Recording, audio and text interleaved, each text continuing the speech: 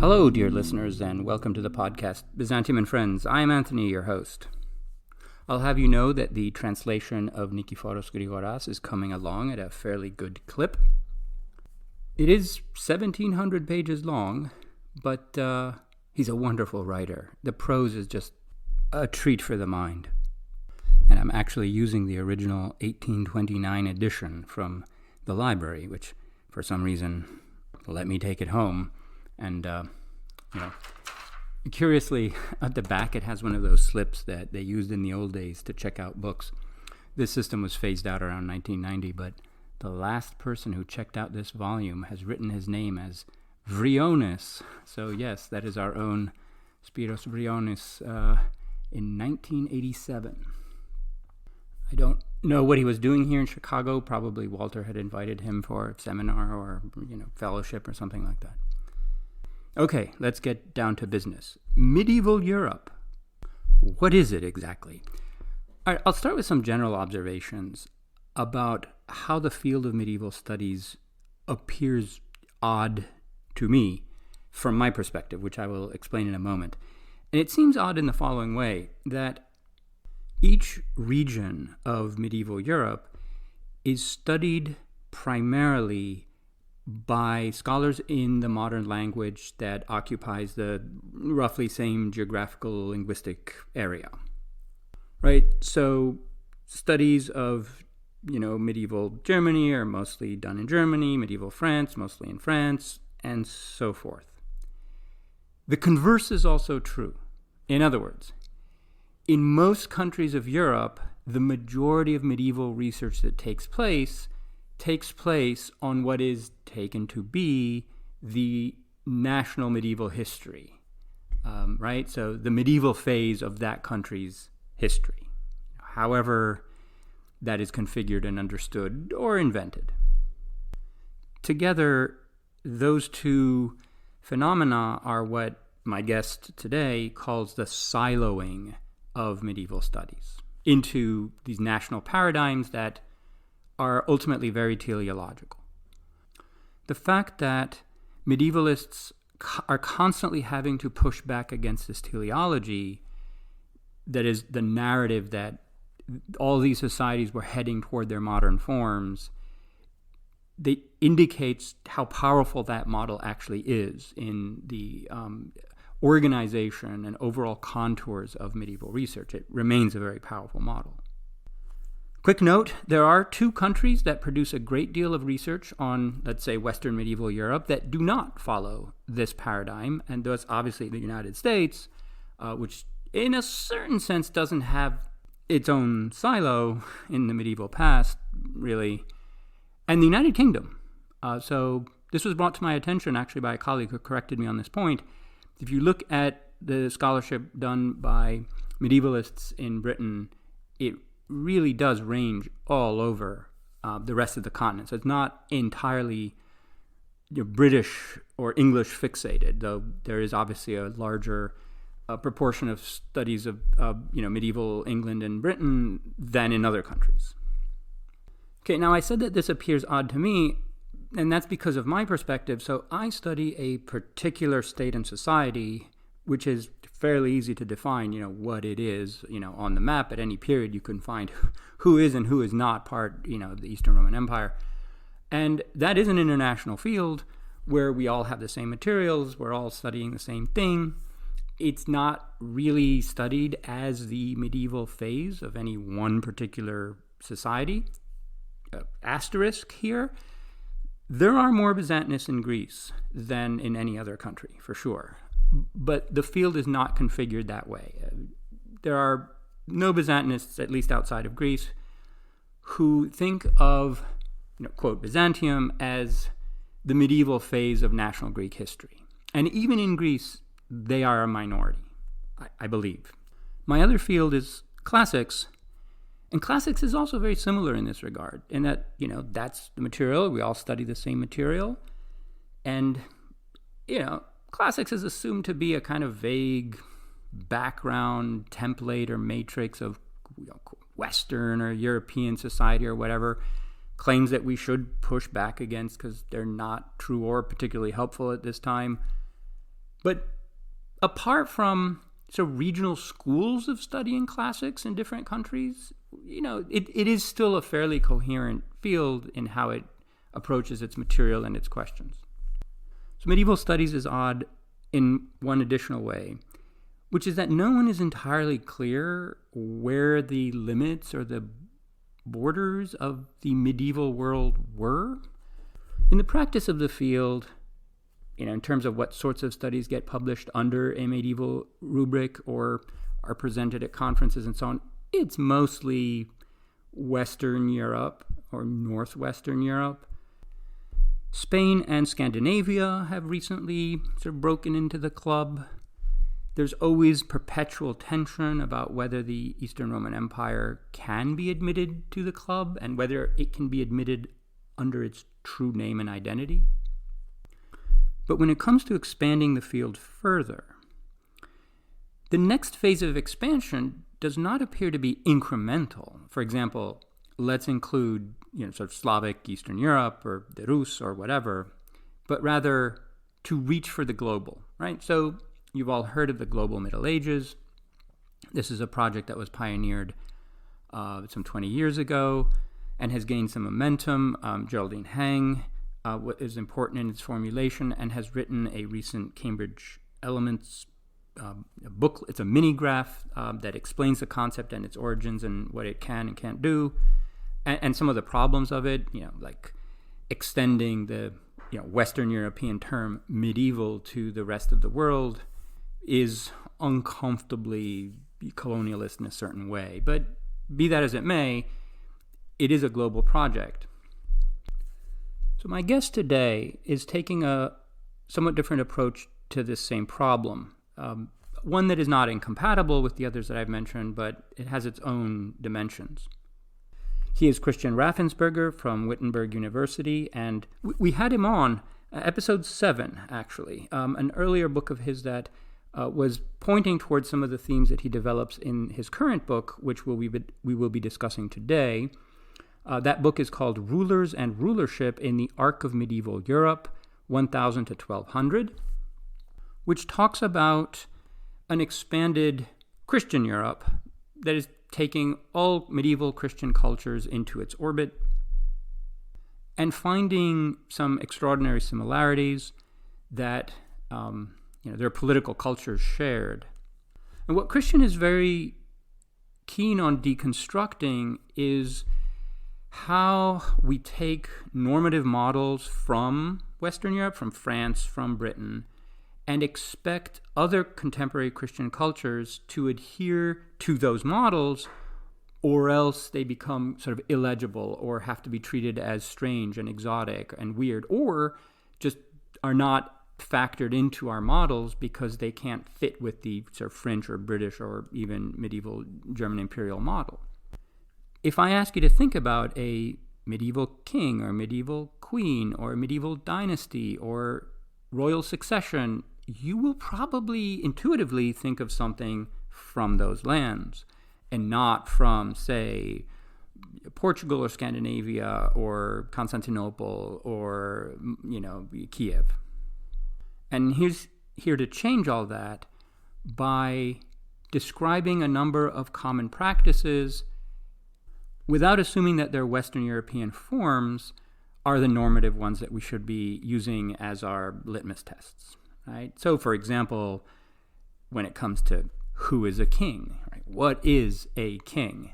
And what terminology do we expect to find in our sources in order to call someone a king or an emperor, right? Whose definition of an emperor are we following? When if we look simply to the titles, there are lots of emperors in medieval Europe, but we only designate a few of them that way. Why? In my mind, I am tempted to give Christian the moniker the Kingmaker, because he presents a Europe full of kings, and it's also a fuller Europe, too. It's not just the Western medieval core. Okay, I have spoken enough for now. Thanks, as always, to medievalists.net for reposting these episodes. This one will be of particular interest to those of you who download the episodes from there. Here is my discussion with Christian the Kingmaker. Hello, Christian. Welcome back to the podcast. Thank you very much. Thank you for having me. So I remember when I was a teenager and I was reading, let's just say fantasy literature, but like Tolkien in particular. And I remember, so Tolkien drew these maps that are still being used in the editions of his work. So these very evocative maps, and they kind of allow you to visualize Middle-earth and all of that. And I remember I was always curious about what was not on the map off to the east. Mm-hmm. I was like, why are we focusing on this part of the world?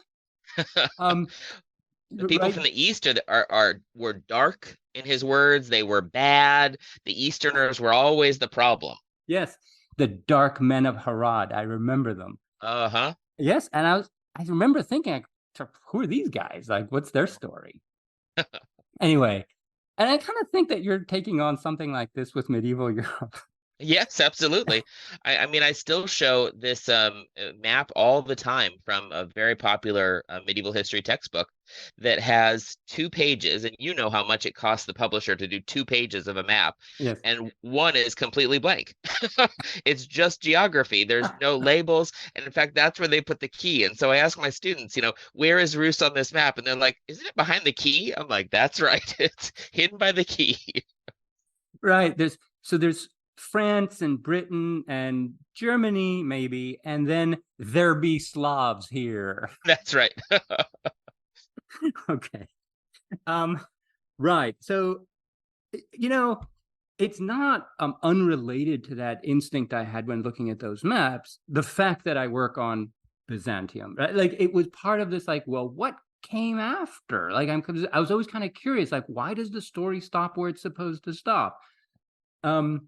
And what really did come after? Anyway, all right. So you're looking at a broader medieval Europe. You're trying to create a framework for the study of an inclusive, broader medieval Europe. So let's talk about your most recent book specifically, and some of the terminology that you use. So, what is the arc of medieval Europe, and how is it different from what you call, sometimes in quotation marks, medieval Europe? So, is there a core and arc distinction here? What do you how are you setting this framework up? Yeah, so I'm really trying to avoid a core periphery argument. Medieval Europe in quotation marks is what we typically refer to as medieval Europe in the scholarship, which is, of course, Western or even Northwestern medieval Europe. And you can see in any number of books that are, X topic in medieval Europe, and then between the covers, what you'll find is France, England, maybe Germany, and nothing else. And yet the publisher, the author, everybody's completely fine with calling it medieval Europe as if it was the whole. And so what I wanted to do was to do something that would not create an easy to get rid of label.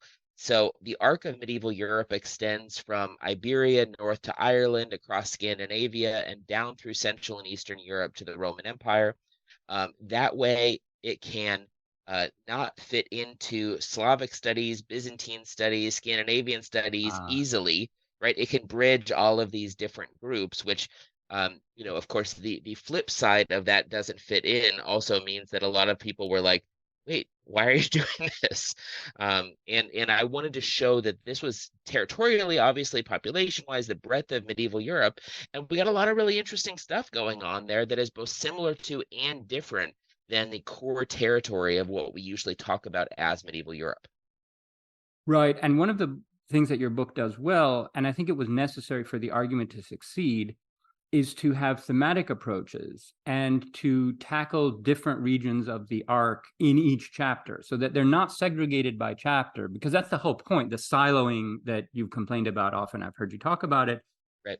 Especially with like Scandinavian history siloed here and East Roman and Slav, but rather you take themes about like rulership and titles and, and relations with monasteries and gender and so forth, and you kind of weave this thread around the entire arc. So thinking of medieval Europe like a donut, I mean, you're the filling and the whole is, quote, medieval Europe. Yeah. But I assume you expect that these themes also apply to traditional medieval Europe, right? It's like you're just extending them to the arc. Is that right? Yeah, and what I would really like is I would like for, to continue your metaphor and shift it maybe to gears, right? So that the medieval Europe in the middle acts as a gear, and this arc will then fit on top of it, and they can then turn together and work together. Because there are places, maybe I'm pushing the metaphor, there are places where the arc and the ideas I'm developing will shift the normative argument of medieval Europe, and other places where we see the same stuff going on in the arc as we see in medieval Europe. And so it should interpenetrate. I certainly do not want to create yet another discursive category to create a whole new avenue of arc of medieval Europe books. I really just want people to be thinking outside of those silos. And one of the silos really is, quote unquote, medieval Europe.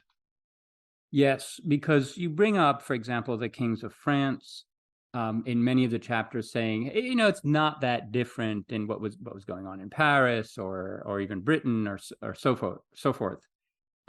So I really see your project as integrative in that way, and dispelling a lot of the maybe exoticism that has this kind of idea that these regions are exotic or weird or difficult to understand, that has caused them to be excluded.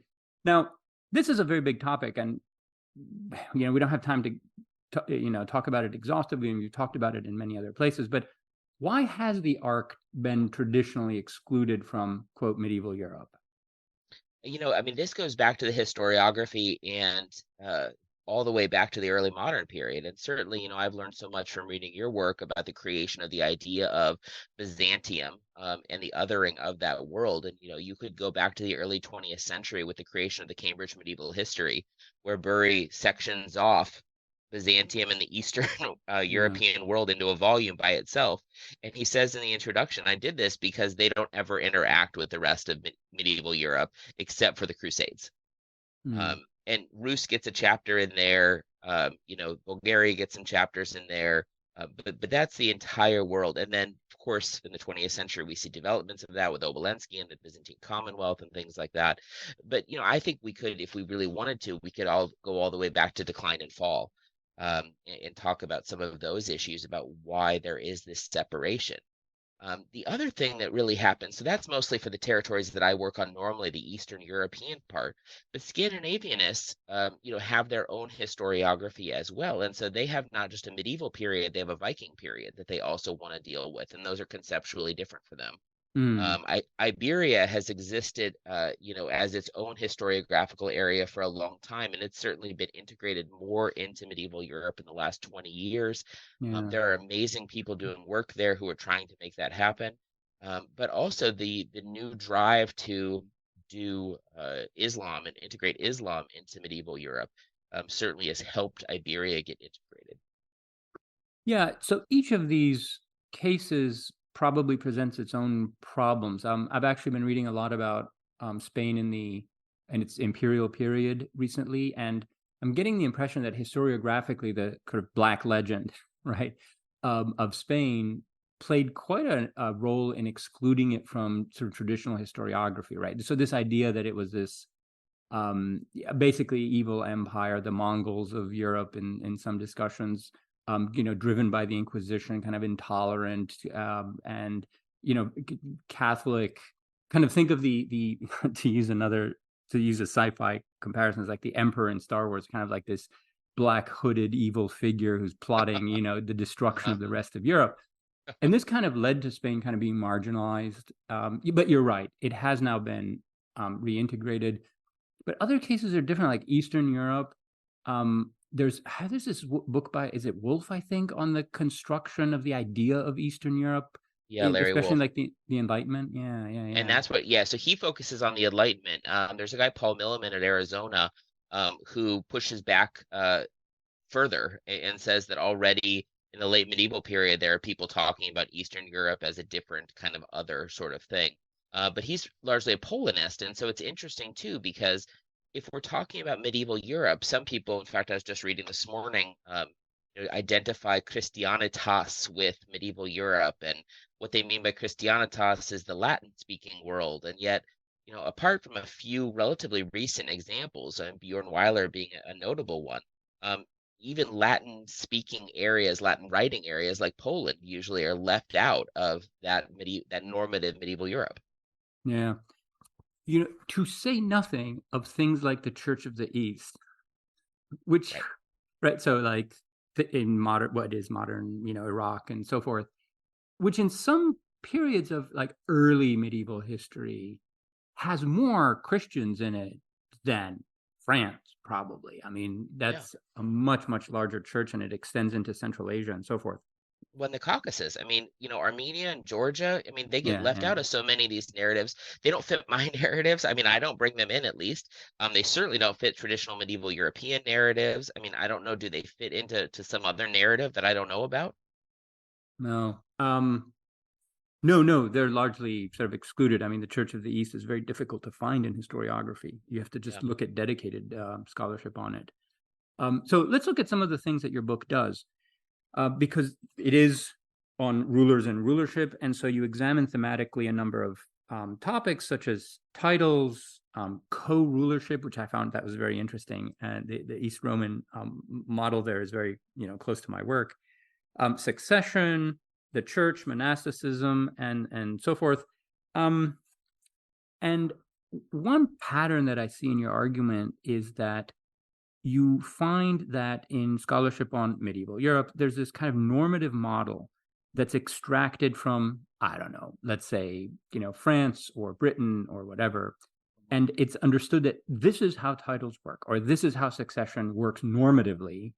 And so everyone else is sort of judged according to that standard, um, or treated as deviant or excluded because it doesn't fit the framework at all.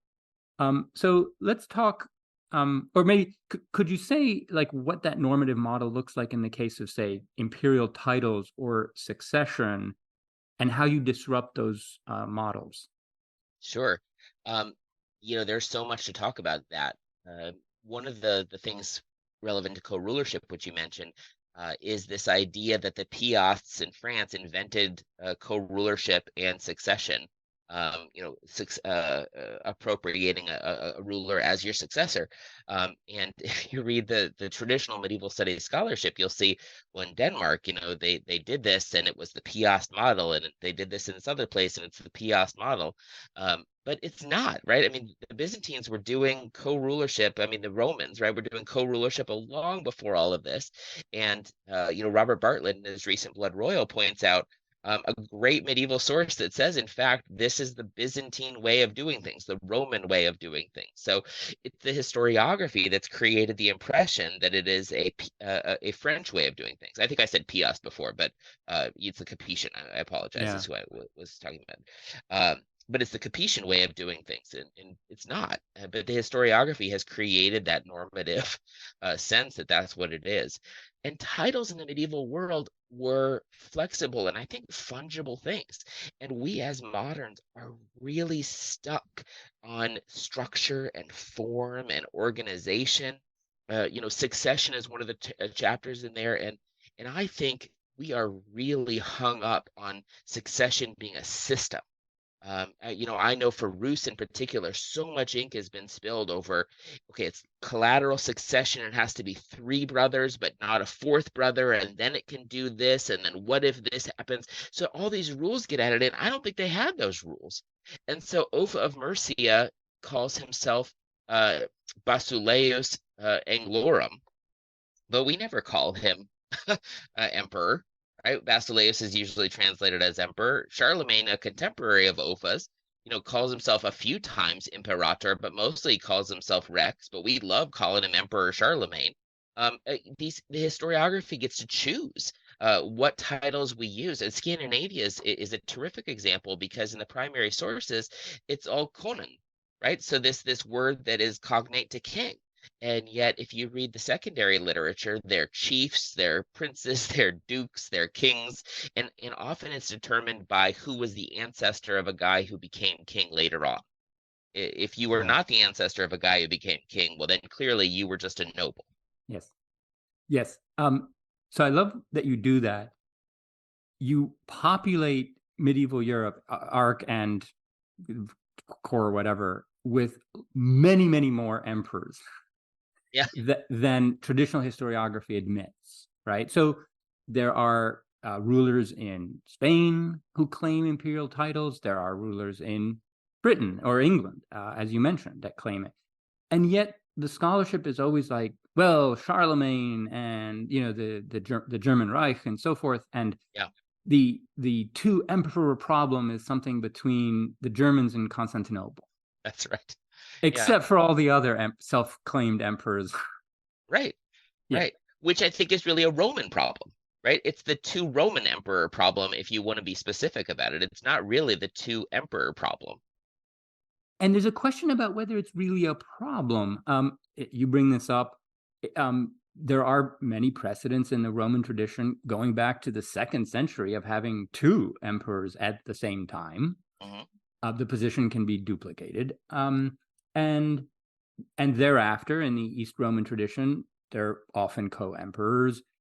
There's not a problem per se with having two emperors until you get into some very like theological interpretations of the Western imperial position that claim this version of sovereignty that, you know, that ultimately leads to modern theories of sovereignty, that you have only one like indivisible and absolute power and God's so vice forth. regent on earth kind of thing. Yeah. These things these theories come about after the period that you're talking about. So like mostly after 1200. I mean, there's some precedents before that. But yeah, as you point out, Constantinople didn't really have much of a problem in someone else in the West being imperator. I mean, that was a matter of status. And it's like, if they thought you were like of, you know, comparable status, then fine. It was the Roman part that was a problem, as you point out. Right. But I like also that you find kings everywhere. Yeah. There's kings everywhere. And it's so interesting too, because a lot of what I'm doing is not pointing out things that people don't know, it's that they don't pay attention to or care about. So, you know, there are good articles and books that talk about emperors in Byzantium. They call it Byzantium. And they note that there's co-rulership, but then they leave those people aside. In Ireland, and I mean, we can talk in more depth about the Ireland chapters, but the Ireland example, we see this great article on Irish kingship, which says, you know, there are co-rulers in Ireland, but really it's not normal. But then lists dozen plus examples of co-rulership, which seems to undercut that. So, I mean, there are a lot of things that if we really start to put the pieces together, the normative model of lineal succession, of the dominance of primogeniture, of one ruler at a time, really starts to crumble when we look at a broader medieval Europe. So is there are modern states running interference here a little bit? In other words, is there perhaps in the back of our minds we're thinking that something like France can have only one king, something like Britain can have only one king, and then when you find a few dozens of them in Ireland, or, you know, in Kievan Rus or whatever, it starts to look weird. Now, these can't be kings because, right, our instinct is that there can be only one. That's right. So Yeah, it's they the must Highlander. they must be dukes or barons or whatever, right? That's right. And I get that pushback all the time. I mean, I wrote a book, Kingdom of Rus, a number of years ago, where I first made the argument that the title of the ruler of Rus should be king. And that was the big pushback from medievalists and from Slavists, is like, how can there be multiple kings? And I'm like, actually, there can. And, you know, if you look at medieval Europe, you've got them there too. And it's only now that I've gotten to the point where I've been able to write more about that and put those pieces in conversation. And I think part of it, Anthony, is that so often we live in those silos and in isolation. And so we see something happening in our little silo and we're like, oh, okay, that's kind of different. Maybe it's just us, right? But when you start looking at all the silos and you keep seeing the same different kinds of things, it's, wait, no, there actually is a larger pattern that's occurring here, which is pretty interesting. And what you have on your side are the sources. I should state this because it's very important. Yes. You're not finding these kings in the sense that you're arguing that they were. This is what they were called. Yeah. And so you're pushing back against scholarship that kind of translates or ignores those terms in favor of a kind of a modern model that likes to have fewer kings and more baron aristocrats or nobles or whatever. Right.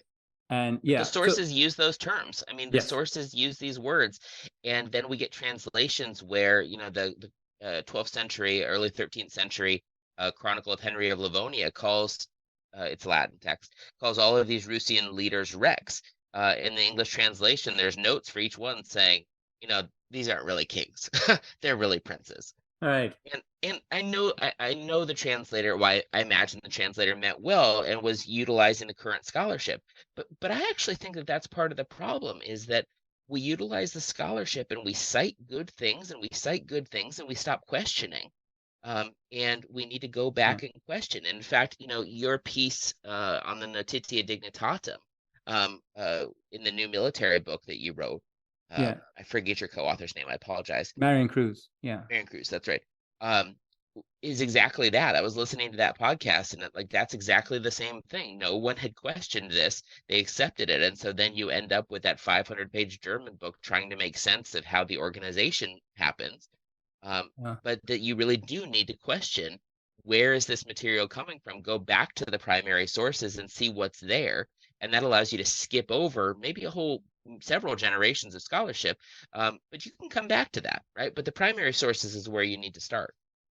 Yeah. So, what does modern scholarship think a medieval king is, such that when we see these other rulers referred to in the sources as kings, be it Rex or the local vernacular equivalent, I mean, medieval scholars feel authorized, often very easily, to say, no, this doesn't mean what it's saying. It means something else. Yeah, it's because, and I write this in the book, that we've equated in English king with monarch. Monarch, of course, is sole ruler, so that if a king is a monarch, there can only be one. And we really need to detach that meaning. That is an accretion that came through from the early modern period, and it just doesn't exist in the medieval world. We don't have the sense there that there can only be one king at a time. So your picture, i.e., the picture you find in the sources, if you accept the titles that they use, is much messier. So messy. It's Right. totally messy and it's super complex. And I think that that should be okay, because one of the things I think we're bad at as scholars is we can write these really detailed books that acknowledge the complexity of the medieval world, and then we go into the classroom, or we try and talk to the public, and we're back to talking about Richard the Lionheart and as a great king, and okay, what about his mom who was ruling for him, or what about all these other things that are going on? We're not great at taking the complexity that we see in our own specific scholarship and translating it to the narrative for a broader audience. And I think that's actually one of the things that's caused so many problems in academia. There was a study pretty recently that showed public confidence in higher education is at an all-time low. Um, you know, this is something that I think we need to do more to proactively get involved via public humanities. In complexity, it's tough. I get it, right? But I think people would rather have that story that was accurate than a simplified story, George Washington chopping down the cherry tree, that sort of thing. Yeah. So we might be digressing here, but you think the loss of confidence might be due to insufficient complexity, or to the opposite, possibly, that we sometimes complicate things so much that the general public either can't understand what we're saying or thinks that we're trying to trick it? You're right. I think it could go both directions, or I think it could be a combination of both things. The other thing I would say is that there are a lot of things that academics really care about, and invest a lot of time and study in, that the general public has no concept of why that's important. Right. And so we maybe need to do a better job of explaining why that's important. So, I wrote a book earlier this year about Rus, and it was from Kievan Rus to Ukraine. And it's just one of these little small format books. And what I was trying to do was I was trying to utilize the Ukrainian war to talk about why it's important that we think about Rus as part of medieval Europe. Because if we conceptualize medieval Europe as extending through to Ukraine, our conception of Europe is bigger, right? Right. And that's going to affect how we feel about people who are under attack in Europe versus areas that are not Europe. Right. Yeah, though I have the suspicion that this sudden extension of Europe to include Ukraine right now, and I'm not saying it's sudden in the sense that it doesn't have precedence, but that it's all over the news all of a sudden, is strategic and instrumental for the purpose of this war. And I'm not sure that anyone who's making that claim is willing to back its commitments, but for example, by taking them back into the Middle Ages or something like that, which would ultimately support your advance your project here of having these areas included in medieval Europe. Yeah, this is always the problem when a current war brings attention to a region that's usually kind of. I remember in the 90s with the war in the former Yugoslavia. That's right. Everyone was paying attention. As soon as that seemed to kind of settle down, gone. Yep. Yeah. Yeah. And yet, when I have been to areas of Bosnia and Serbia and Croatia, they one of the few people know where I'm from because I tell them I'm from Ohio and they say, "Oh, Dayton," because they remember the Dayton Peace Accords, Yes, I remember which those. even people here have largely forgotten. I So remember those. I actually was paying very close attention to that conflict, in part because my advisor at Michigan was John Fine, whom you know, right? Early medieval Balkans, late medieval Balkans, and he was actually cut out of all of. he he tried to offer expert advice on what was going on in Yugoslavia. He was one of the very few American experts in yeah. that region, and like nobody in the White House wanted to. So I remember once he sent he wrote up a kind of memorandum, kind of explaining some of the background to the conflict in Bosnia in particular. Now he's like the only American academic at the time who'd written a book on Bosnia. Let's just okay. Yeah. And he was debunking a lot of the myths that were in the media. And talking about things like the rates of mixed marriage and the impact of 50 years of atheist, whatever communist rule, and so forth. And he sent it to the relevant office in the Clinton White House, 1600 Pennsylvania Avenue, what. And it was sent back to him with a stamp that said address unknown.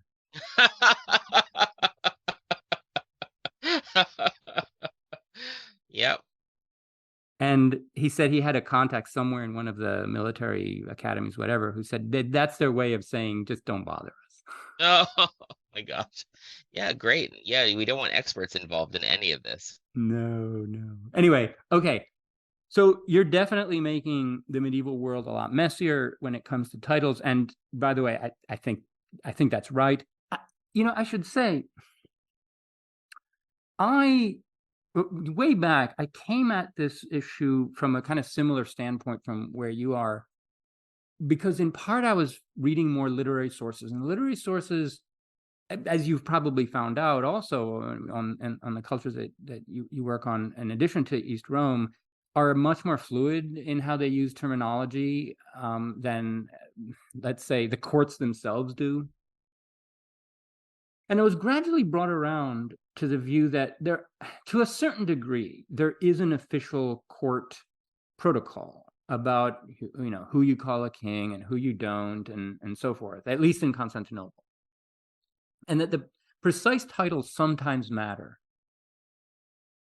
And I was convinced of this. And then gradually I began to realize that even within the court protocols, there's considerable variation and complexity, and that scholarship has like arbitrarily designated the titles that appear in certain places as, quote, official. And if they're not there, they're not official. And I don't think that distinction really holds. I think you're right. I mean, there's a really nice charter from Serbia from the early 13th century that talks about the basileus, the crawl, the jupan. It uses all these different words. And then as it gets into it, it's kier this and kier that, right? So, I mean, it doesn't always have to be, Basileus this. Sometimes it's just Lord, whoever. Yeah. And I think this actually flows back into the idea that I'm suggesting is that they were much more fluid about those things than we are in our hierarchical world. Yeah. Or at least our bureaucratized world where we fill out forms, right? And once you start filling out forms, there are only so many correct answers. Yeah. And yeah, and Well, I what mean, do you do when you have to list a profession? What do you list? a profession? I don't know that I'm Yeah. asked that. On your taxes, you should be asked profession, Oh, yes, occupation. I put professor or university professor. That's right. Oh, I think I Yes. put historian. Fair enough. Yeah. I mean, like, I don't know that they care, but like, that's how I think of myself. So that's what I'm going to say. Interesting. See, I I'm not sure that our employers are paying us to be historians only. I mean, they're paying us to do that, but they're also paying us to do other, insofar as this is a profession, that is what you're paid to do, or an occupation. Mhm. They're paying us to do other things, and that's why I just put professor, because it seems to be the. You're right. That's interesting. Maybe I'll experiment with that. But anyway, so like what I have in mind is that Byzantinists, for example, Mhm. have latched onto the titulature that appears in laws, like in the preface of a law or something, or a heading of a law, as being official, followed by maybe what appears on coins. That's not 100% official because it's very abbreviated, and not, for example, what appears on inscriptions sometimes. Mhm. And so you have this paradoxical consequence that Heraclius is credited with being the first emperor to officially call himself Vasilevs, Mhm. when in fact many, many emperors had done that for centuries before him, just not in their laws. Do you think that's a difference between history and maybe art history? Because Oh, historians have traditionally focused on textual sources to the exclusion of any material culture. oh, interesting. I don't even think it's historians as such. I think it's people who work on like what the Germans call Diplomatik, that is the chancery documents. Mhm. And an inscription that you find out in the middle of Asia Minor, put up by a local city, may or may not reflect official term. I don't know. Anyway, but yeah, this is part of the problem here. Like, and it comes up in your book repeatedly, that certain practices are kind of identified as normative and taken to be the model that then you apply to the whole of medieval Europe, whereas in fact you're creating quite a bit of a mess here because it was Yeah. there always all along. Yeah. Let's talk about co-rulership a little bit. Can you first explain to us what that is? So co-rulership at its base is simply when we have multiple rulers who are claiming the title, whatever that title is in that case, and they are at some level working together to administer a wider polity. And that's a pretty generic definition that's going to cover a whole lot of things because within co-rulership, we can see situations like in Rus, where we have multiple people with the same title, Kenyas. In Ireland, we're going to have multiple people with the same title, Re. And there are in Byzantium, of course. I mean, we talked about the Macedonians earlier, you and I, and we've got Basil II, famously, who is emperor for forever, and then Constantine VIII is only emperor for 2 years. But actually, they're both crowned as emperors from childhood. And Yeah. Constantine VIII is the emperor the whole time, just as Basil II is the emperor the whole time. Yes. A list of rulers. So in the case of Constantinople, we're not actually listing the dates during which they held like the position of Vasilevs or Augustus or whatever it is, Hmm. which is often, in many cases, much, much longer than the conventional dates. Those are just the dates when we take them to be the chief sort of executive Yeah, among the various members of the imperial college, right? That the guy in right. charge. It's a But subjective. It's subjective, and Yeah. those emperors themselves, looking at material culture, are signaling to their populace that they're not alone. I mean, you mentioned Heraclius earlier, right? Heraclius appears on coins with his son, with his both his sons. I mean, Basil II and Constantine VIII have the famous coin where they're together. The sisters Zoe and Theodora appear on a coin together. I mean, those are really public images of co-rulership. And so they are ruling together. That's why they're both grasping the staff, even if one is higher than the other. Right. So how does this complicate the way you view the arc of medieval Europe? I think it goes back to the idea that there is a monarch, a sole ruler in all of these places, and that we need to look at the depth and interaction between those things. There is some source material, and certainly you know it better than I, about Constantine VIII's involvement while Basil II is the chief executive. Yeah. So he's doing things. He's not just like waiting till Basil dies to do Right. something. And so what's going on there? Because typically you see, as you noted, right, that Basil's got these dates and Constantine's got these dates, and then we move on. Yeah. Yeah. The only practice I can think of off the top of my head that would sort of confirm the way we draw up lists of rulers is sometimes emperors will date events from the moment when they assumed the chief command, not the moment they were crowned. So that does happen sometimes. Yeah. Um, Anna in the Alexiad, details multiple examples where when her father's taking power, that people, other potential usurpers, offer to be his co-ruler. And they're like, okay, just let me be your co-ruler, and I won't do anything. I just want to wear the purple shoes because yes, they're yes. so sweet, right? But I won't bother you. So I mean, there's something about being the emperor, even if you are the junior emperor or the silent partner. Oh, his situation was so complicated Hmm. in the beginning. So there's Alexius, and then there is it gets very complicated.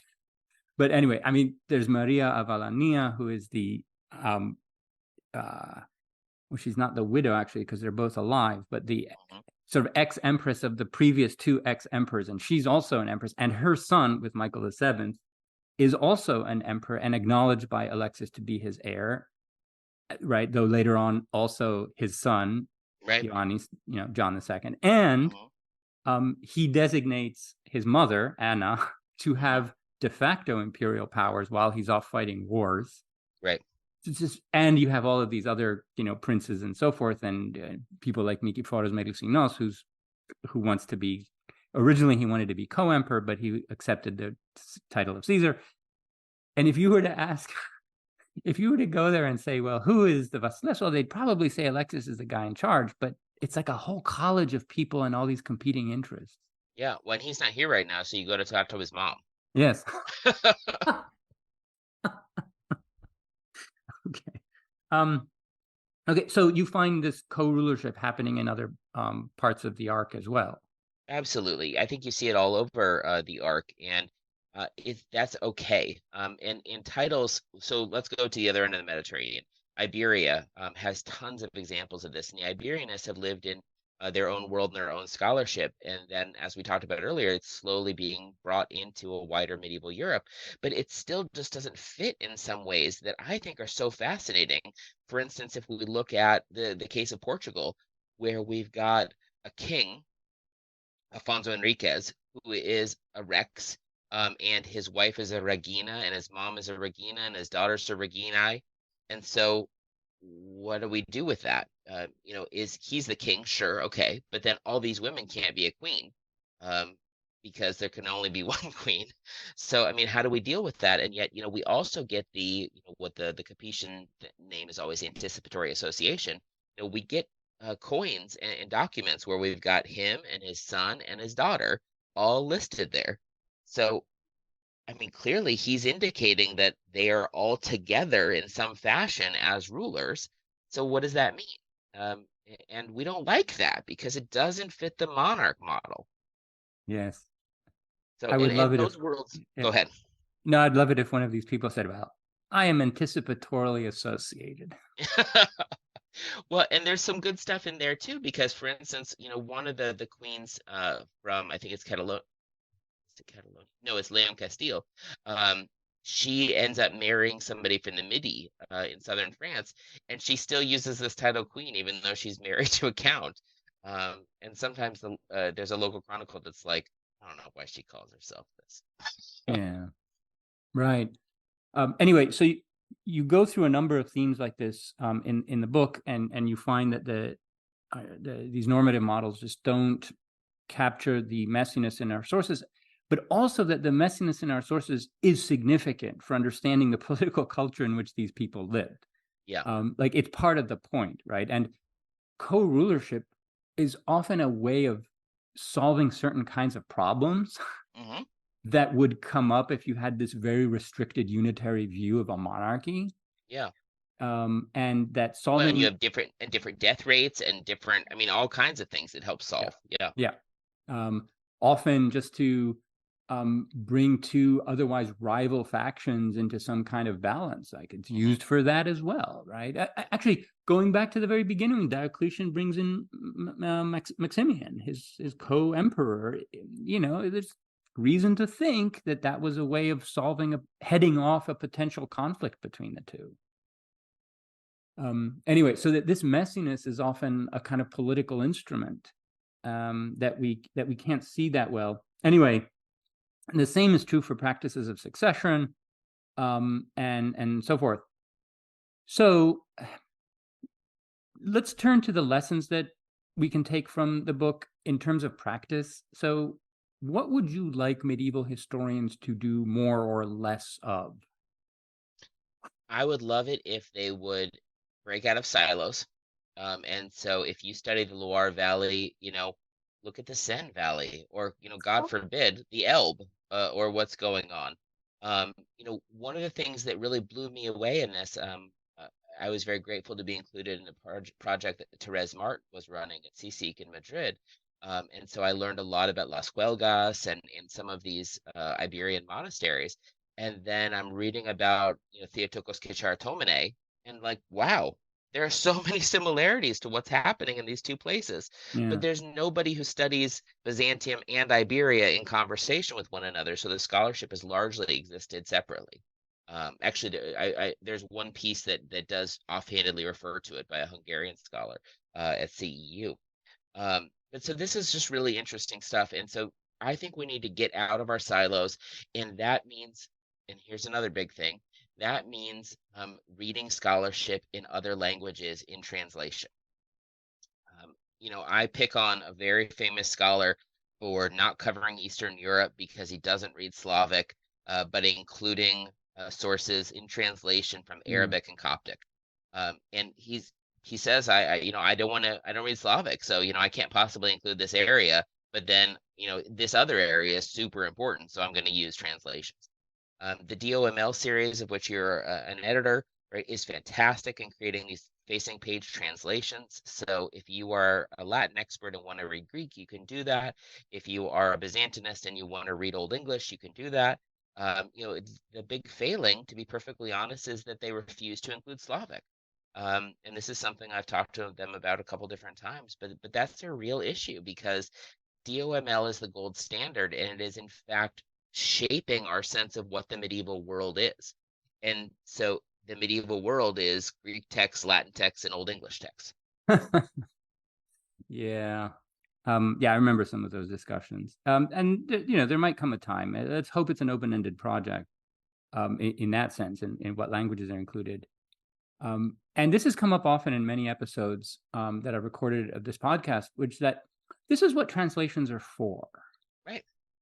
I mean, ideally, they're done by experts who, are doing their best to render the text intelligible. And if you come across a passage that's very, very sensitive for your research and where you can't afford to get it wrong, well, on that one passage, you can consult another expert or two down the hall, right, just to make sure that you're not relying on a translation that may have done, some of the things that you point out in your book. I mean, translations, like think how many times translators used to take Romeos in a text and turn it into Greek or Byzantine. because they thought that's what it meant. Yeah. When They're it translating doesn't. the sense. Yes, yeah, and how this affects titles and so on. This is what translations are for. And if we're going to be doing comparative work, we have to, no one can master all these languages, or even really one of them, because by the time, let's say that you're a top shelf master of some particular language, yeah, you're a philologist, you're not a historian to begin with. And so you're not doing comparative kingship studies, right? You're doing philology. So historians just have to get used to this. So tell me if you think I'm wrong here, but I think that there's a stronger sense of expertise that's necessary for scholarship in Europe than in the US. In other words, that we're kind of more comfortable with, cross-cultural, working with translations, kind of engaging with other fields outside of our comfort zone. I find European scholarship sometimes is much more like, oh, no, I stick to what I'm credentialed to write on. And I think there are institutional practices that reinforce that. I mean, I think that's exactly right. Well, and I don't know how many Austrian subscribers you have, but I can pick on the Austrians. I mean, I go to some of their panels at Leeds, the IMC at Leeds, and they're speaking to each other, right? You have to have all of this information to understand what it is they're talking about. And I think part of that actually goes back to educational models. I have to teach, or have had to teach in my 16 years at Wittenberg, world history and surveys for Russia, for medieval Europe, for all kinds of things. And I think when you're trying to explain something to an 18-year-old, you learn different ways of talking about the material than if you consistently are just talking to other experts in the field, or maybe your graduate students. Yeah. And we have to change how we talk every, generation of students, which is just roundabout every 5 years or so. Yeah. Just to keep up. And I confess, I'm kind of lost track of, I don't know what world these kids are coming from anymore, but I used to be with it. Sure. Yeah, you But used to be one of the BMX bandits. I used to be, what is this? This is from The Simpsons. I used to be with it, but now what I'm with is not it. And it is scary and foreign to me. Yeah. But really, there are embedded, like I said, institutional practices that exacerbate this. And I'll give you an example. In Greece, academic positions are advertised as, okay, we want to hire someone in this area of expertise. If I understand this correctly, I might get some email correcting me on this later, but if I understand it correctly, that means that if you're hired for that position, that's technically all you're supposed to teach. Like, I have been told by colleagues in Greece, oh, I can't teach that topic because it's not in the area of expertise that defined my hire. Oh, interesting.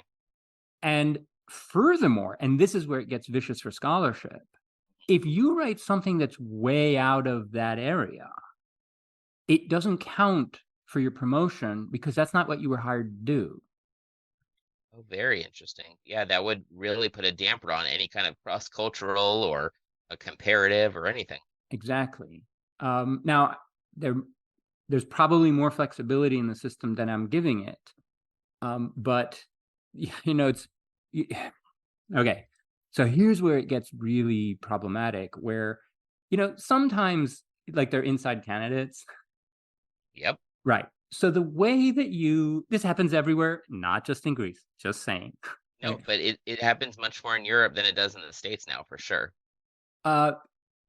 Yes, but for reasons that we can talk about, but yes.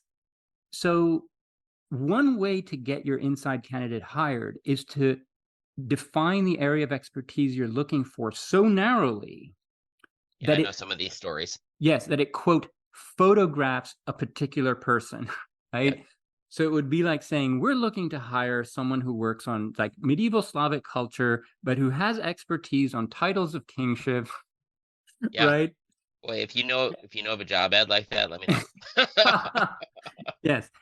And specifically that modern whatever. Okay. And so there's a trade-off. If you're that person, you're more likely to be the only person who fits the job requirements. Yep. However, that it locks you into that narrow expertise forever. Anyway, and I know these practices from Greece. If they happen elsewhere, and you know, it's probably not quite as restricted, but I think that perpetuates the siloing. Very much so. Yeah. And if you're counting medieval Europe and you're hiring somebody in medieval Europe anywhere in the world, the US, of course, we have the most medievalists. If you're hiring somebody in medieval Europe, what you really want is somebody who works on England or France.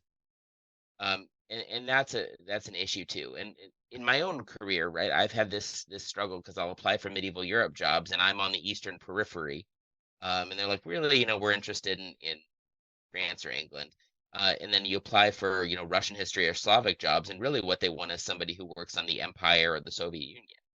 Yeah. So we've created the more interesting areas. I mean, remember when the Mediterranean was first getting hot about 15 years ago, and everybody was like, "Oh, it's so sexy because it's this area with Islam and Christianity, all Yes. integrated."